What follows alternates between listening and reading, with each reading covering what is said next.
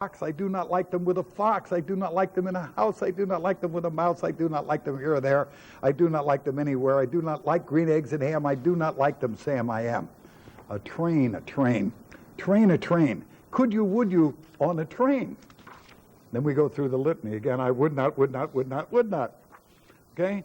Say, in the dark, here in the dark. Would you, could you in the dark? I would not, could not in the dark. Would you, could you in the rain? I would not in the rain. And again, all of the would nots. Okay? You do not like green eggs and ham. I do not like them, Sam, I am. Could you with a goat? I would not, could not with a goat. I would not, could not on a boat. I would not with the goat. I would not eat them in the rain. I would not eat them on a train. Not in the dark, not in a tree, not in a car. You let me be. I do not like them in a box. I would not like them with a fox. I would not eat them in a house. I do not like them with a mouse. I could not eat them here or there. I would not eat them anywhere. I do not like green eggs and ham. I do not like them, Sam, I am. You do not like them, so you say. Try them, and you may. Try them and you may, I say. Sam, if you will let me be, I will try them and you will see. And he tries them, okay? Gives them a shot. Try to get the message? Okay. Say, I like green eggs and ham. I do. I like them, Sam, I am. And I would eat them in a boat, and I would eat them with a goat, and I would eat them, et cetera, et cetera, et cetera. Now, there's 3 messages in that book. Anybody tell me what they are? Persistence is certainly one of them. That's right. That's right. Okay? Second is to be in a game with a game plan, to know all those alternatives. He really had his act together, didn't he? And the third message in that book is that if you do it right with something that is a good product, they forget all of the pushiness, all as they remember that they liked it after they moved in. I get people every once in a while that say, well, what you teach is high pressure. No, it isn't. Not if you're looking at it right. All I'm asking, and everything I'm going to teach you in the next 2.5 days, is saying to the customer, where did I go wrong? Tell me what I missed. See? You've got to get aggressive in closing. One of the hardest closers I've ever worked with is an ex-partner of mine, Lou Mazziata. Lou would literally follow him out to the car and get in the back seat and wouldn't let him drive off. I mean, he took it as a personal affront if he didn't buy often. Okay, Lou hasn't sold a home in I don't know how many years. My son runs the location for him up until recently when he opened his own lot a couple of weeks ago. Okay, and a quarter wouldn't go by after years of not selling that somebody didn't come up and ask for Lou that they were recommended. You know, my parents bought off him, I had a friend of mine buy off him, and I'd say at least 10, 12 times a year after not selling anything for 10 years. Why? Despite the fact that he was the hardest closer I ever met, when they moved into the home, they loved the home, therefore they loved Louie. They forgot about everything else. All they remembered is Lou put them in a home that fit everything and did what they wanted it to. Okay? And there's a real lesson on that on closing. Hang in there. Don't be so doggone quick to quit. You know, if you're on the right track and the guy's told you what he wants, then, you know, somewhere along the line you've got a right to ask the guy, would you like to own it? Okay? And I want to tell you, I'm one of the laziest salesmen you're ever going to run to. I'll be doggone if I'm going to spend 3-4 hours with somebody and then not get paid if I can help it. Okay? I don't run guided tours. If you're going to run guided tours, buy a little hat, tour guide, charge $25, at least make something. No. Tell them we run tours on Thursdays. Come on back. Right? Yeah. $25. Yeah. All right. There are 2 ways to sell. Professional and the good old boy approach to selling. The industry traditionally uses the good old boy approach of selling. You sort of show them everything in a lot. And, you know, this is the salesman. Don't you worry about him. He's going to buy off of me. He loves me. He told me he's going to buy off of me and the rest. And that's the guy that calls you back after you've worked with him for 3.5 weeks and says, gee, I don't know how to tell you this, Charles, but we bought off of your competitor. He's just such a good deal, we couldn't say no. It wasn't anything you did. My wife and I love you. In fact, we're going to let you do the service work, right? You know, and that type of thing. And, you know, the other guy gets the benefit of all of your training while you're making friends. Okay, I'm not saying that you can't sell with a good old boy approach. See, one of the problems with this industry from a training standpoint is you should be selling at least 1 home a month if you're brain dead. If you just show up every day, you should fall into 1 home a month. And I really mean that. And let me tell you why. If you're just listening, okay? For an awful lot of people, if they want to own a new home, we're the only game in town. 60% of the population in the United States has a household income of less than $25,000. 60% has less than 25. Now that figures 2 years. Let's say even 30,000. You know, after tax income, what's the average person earning? 2,500 to $3,000 between the two of them that you're selling. Do the math. At $2,500 is $30,000. You know, for the year, for the two of them to earn on it, right? Well, at $30,000 worth of income, these people are not buying new homes site built. Right? If they want a new home, we're it. Now they may get into a used home. They get into a site, a secondary market home on it, which your realtors are handling in that. Not going to buy a new one, you know. So one of the problems that I've got is that you can eke out a living in this industry without doing a heck of a lot if you just show up.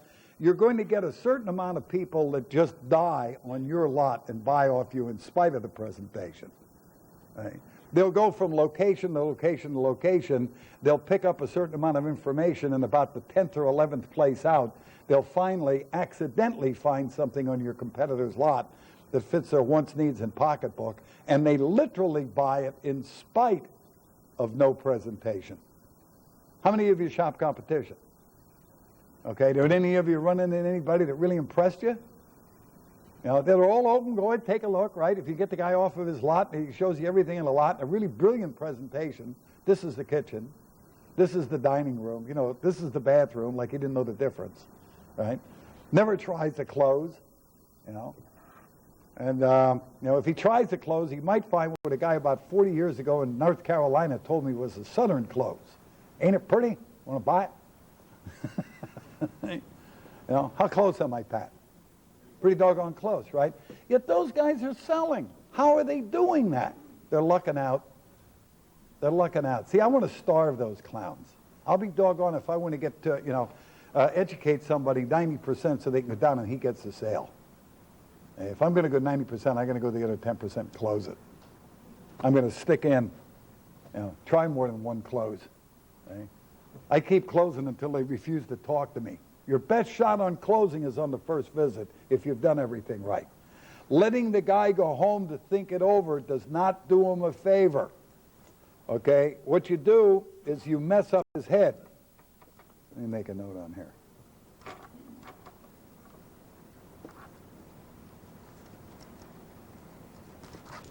Okay, you let him go home. First of all, buyer's remorse sets in right about the time they hit the curb. Okay, he gets home and the neighbor sticks his nose into it, or the expert gets involved in your deal, or the kid comes home with a broken tooth and there goes half of his down money, or there's a layoff at work and now he's afraid of downsizing, and on and on and on and on and on. The longer you let it takes to put something together, the more likely it's going to fall apart. Let me give you a rule of selling in the manufactured housing industry that you ought to have tattooed in the inside of your eyelids. Time kills deals. Time kills deals. The longer it takes you, the more likely it's not going to work.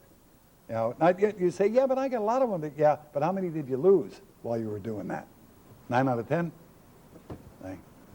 And, so your best shot, now, if you haven't done it properly, then he's got to come back for more answers than that. That's a different story. But if you've answered all the questions, you've taken the time to do the presentation right, the guy is never going to have it straighter in his mind than he has it right then and there.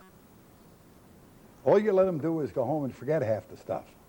Now, the good old boy approach, I'm not saying that you can't sell that way. Now, a good old boy approach is where you know the guy good enough, you know his golf score, you know what his wife does for a living, and you're starting to get, you're almost at the point where you're having Sunday dinner with him. Okay, now there's some real dangers of that. Page 9, a few of them. To get the prospects to spend thousands of dollars just because the salesperson is a good old boy is going to take a lot of time, usually 8, 9, 10 visits. And every time you let them go, you're just inviting disaster.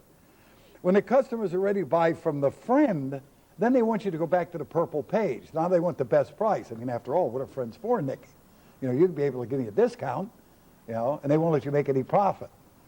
As former customers, they think nothing of coming back after the sale to visit the entire afternoon to let you know how things are going. You know, that's the guy that comes back to tell you how things are going, and he homesteads in your office. Now, you let too many of those people do that, you're not going to have any time to sell. Now, I'm not saying that you throw the person out of the office, but doggone it, what do you think the odds are? You keep saying you want to be pro. What are the odds are of going into your doctor or your attorney or your lawyer or a real estate agent and saying, sit down, I want to spend 2 hours of your time telling you how my life is going, and I'm not going to pay you for it? Right? In the pig's ear, you'd never be able to do that. Yeah, we let people do that to us all the time. Let me give you one tip when you get the guy that wants to homestead. Always, whenever you see him coming into your office, step up and get around to the front of the desk. And never let him sit. Once he sits, you've had it. You want to do stand-up meetings with him. And sort of softly chastise him for not calling. Geez, why didn't you call, Charles? I've got somebody coming in with $10,000 deposit in a little while, and I got to get some paperwork ready. I don't have much time. Why didn't you give me a call? Hey, you know, give yourself an excuse for getting out early. You know, not after 2 hours. Now, if you're having a bad hair day and you want a place to hide, it's a nice place to hide. You don't have to worry about selling. You know, you ain't gonna buy anyway.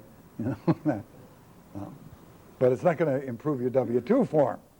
Every time these prospects want to buy accessories or add-ons, they also want a discount.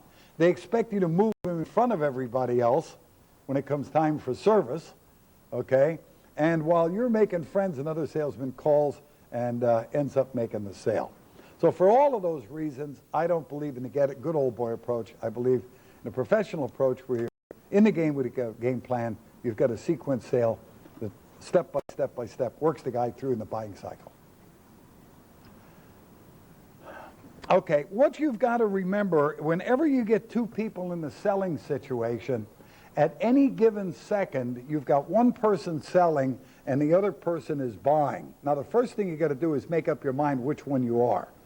Are you selling them or are they selling you? Because if you let them talk you into skipping half the procedure, then you've been sold. You're the one that's been sold. You bought into their program, not use the one we're talking about.